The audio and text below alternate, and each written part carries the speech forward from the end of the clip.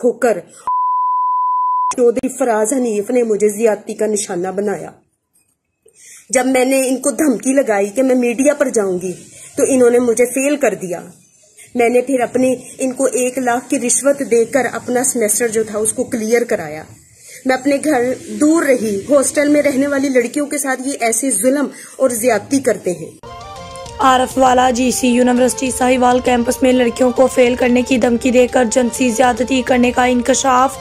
आरफवाला campus तालबात ने अपने एक वीडियो बयान में इंकशाफ किया कि लड़कियों को इम्तिहान में नंबर लगवाने के लिए प्रिंसिपल सुहेल तारिक अपनी जिनसी ख्वाहिशात पूरी करने के लिए मजबूर करता है। हॉस्टल में मुकीम लड़कियों को ज्यादती का निशाना बनाया जाता है। इसने अपनी ख्वाहिश पूरी करने के लिए फराज हनीफ, यूनस खोकर, मोहम्मद सरमद, मोहम्मद आरिफ मैडम और मुश्तमिल गिरोह बना रखा है, जो लड़कियों को मजबूर करके चौधरी सुहेल तारिक को पेश करते हैं।